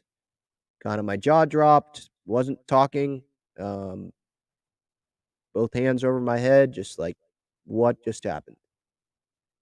It just sucks. Because there were just different spots where the Padres could be up 3-2 in this series right now. Again, I go to game 3, 9th inning there, first and second, nobody out is what it should have been. Maybe Grish lays down a bunt like he did today, and it's second and third, 1 out, and you at least get who would have been up then? It doesn't matter. It would have just been a better situation. But instead, Profar, they say that he goes, and now you have a run around first with Grisham and Nola up. Like, it just changes everything. It would have been the top of the lineup up if I believe if second and third, 1 out. You had Nola, and then let's say he gets out. Well, okay, you have the top of the lineup up. Like, things would have maybe could have been different. Yesterday, again, Manaea, you don't have him go out there for the 5th. Maybe things are different. All right. Today, if Hader's pitching to Harper, who knows what happens there. But again, I would have went with Suarez. So maybe I should say, what if Suarez didn't throw that pitch there? But I don't even think he missed his spot, right? So I'm more focused on the what ifs from game 3 and game 4, where this series could have been a lot different, but it wasn't. Here is Joe still? Yeah, so Joe still, here's another one from Joe on what he learned from this team this season. Next year to go just 1 or 2 steps further. I don't know. I mean, you saw what we overcame this year, some of the issues we had, expecting to get Tatis back for a long time and not having him was a big hit. But the way that this team switched gears and refocused back on the task at hand and got ourselves here, I don't think anybody expected us to be here. It seemed like nobody wanted us here. But we learned a lot about, what's inside in this clubhouse and, the desire, the passion, the fight that's in everybody in here. It's something that a lot of people won't ever see. You have an outside perspective on what you think's going on and what needs to be fixed and what needs to change, but people don't see everything that goes on in here on a daily basis. And, I couldn't be more proud of the guys in here. Honored to play for Bob. Things that he's, shown us and taught us this year. Even, the leadership qualities, the calmness, the wisdom, all the things that he brings to the table kind of has rubbed off on us as a group. So I love where I'm at. I wouldn't trade this for anything. It's just really hard to deal with right now. No team stays intact year to year, but if you could have this group back as it is right now and run it back next year, how quickly would you sign on to that? Absolutely, right now, man. And that's the hardest part is some guys, aren't going to be back next year. And this was kind of our one chance as a group to do something with the guys that are in this room. And it's never going to be the same. It'll always be different every year. They're going to lose a handful of guys, add some new ones. But, as deep as we went into the postseason this year and, the experience that we got with some guys that have never been here and guys that have been here before with a new group, it's going to pay off for us down the line. I think everyone's gotten a taste of what it's like to play in October now. And, coming into spring training, I think the the sites that you set at the beginning of spring are going to make a lot more sense to everybody now that we've been here. I agree with Joe said there. Yeah. Seeing the Phillies celebrate, that'll make them more pissed off probably. It'll make them hungrier going into next year. I'm not saying that like they weren't hungry or they didn't want it, right? Of course they wanted it. But maybe that provides that extra boost for them this offseason, during workouts or for the front office, Like the Padres are probably one of the hardest working front offices in baseball, at least if I'm looking at it from at the GMs in baseball. Like Preller doesn't sleep, right? So he's going to work his butt off to improve this team. I think the players are going to work their butts off to improve themselves going into spring training. And this team should be better, at least in the regular season on paper, for next year. I know that's on paper, but that's really all you can say going into next year is on paper, because we don't know what next year's we haven't seen next year's team play on the field, right? We don't even know what next year's team is going to look like fully, you know. Getting back to the chat here, Chad says such a wasted opportunity, such a winnable series. Some of these games were winnable, yeah.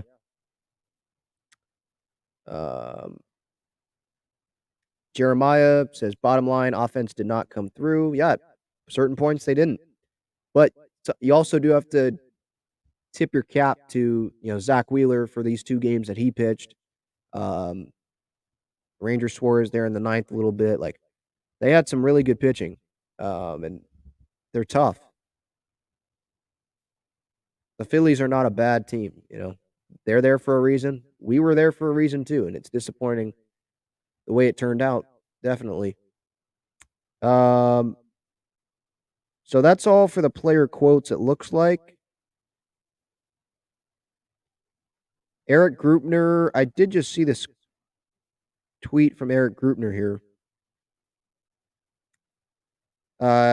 16 minutes ago, he just said, for those asking, Padres coaches and players should arrive at Petco Park tonight around 11:20 p.m. Free parking is available in the tailgate and Lexus Premier lots if you want to set up at the corner of Tony Gwynn Drive and Trevor Hoffman Way to show the team your love. So if you want to go out there to Petco tonight, Padres coming around 11:20. If you want to give them some cheers, you want to give them some support for all of, this great season, all of the great memories that we're going to remember for the rest of our lives, you can go down there tonight. So I'll leave you with that update. Eric Grubner also said, not the ending we wanted, and it hurts, but so much to build on for next season and beyond. Thank you, Padres fans. We are so grateful for you. Shout out to him. Shout out to the front office, the ownership, Mr. Seidler, for investing in this team, for allowing AJ to go get Juan Soto and trade the farm system for, the top guys in the farm system for Soto. And bringing in those guys before this season started. Shout out to Seidler for locking down Joe Musgrove this year. That happened this year. 5 years, $100 million. That's something that we wanted, right? There's a lot of people to thank for this great season. And yeah, this season's over, but there's a lot of moments, at least I'm going to remember. There's a lot of moments I know you guys are going to remember. And this team was a special group, with the photos, the Polaroid pictures in the dugout, having to go through, losing Tatis the whole year, learning of that news, and then having to go play the Nationals there, being the underdog, going into the postseason, not expected to beat the Mets, not expected to beat the Dodgers, right? Part of the season you had to deal with Hosmer on the team, Manny had to carry this team big time, right? They went through a lot this year. Very talented team. I'm grateful for this team this year. I'm grateful for where they ended up, like, again, I didn't think they were going to end up in the NLCS, even as a diehard Padres fan, someone who is more positive about the Padres than most people. I don't go wave pom-poms all the time. Like, if I didn't like a move, I'll talk about it. But I feel like I'm more optimistic than some Padres fans. But yeah, it was a memorable season. I appreciate everyone for tuning in here. Pedro asks, could you talk about season tickets? What are the best ones, packages? Do you have to pick same seats or move around? I believe you do have a chance to move around. There's an event probably in the off season, maybe a couple. Like if you want to relocate, if you already have season tickets, like if you want to relocate to a different spot. But thank you for the super chat there, Pedro. I appreciate that. I'm sure if you go look up Padres.com, get in touch with a season ticket rep or someone from the front office, they should be able to help you out with that. But yeah, I'm sure there's going to be I think there's a wait list now for season tickets, actually, if you're trying to get them and you don't have them already. So good luck with that. But that just shows, the Padres, right? They invested in this team. The fans, they invested back into this team when they saw this Padres team was going to go all out, right? Getting Hader and Soto and Drury and Bell at the deadline. They invested back in this team and selling out all the postseason games and just bringing the great atmosphere, right? It was a great connection between the players, the front office, the ownership, the fans. I'm proud to be a Padres fan. I'm proud of this team this season. So I think that'll do it for episode 258, Talking Friars podcast and YouTube show. I'm your host, Ben Fadden. Don't worry, I'll be back throughout the offseason this week, continuing this week. Disappointing end to the season, but a successful season. What a ride it was. A roller coaster ride, definitely. Thank you so much for tuning in. Go Padres.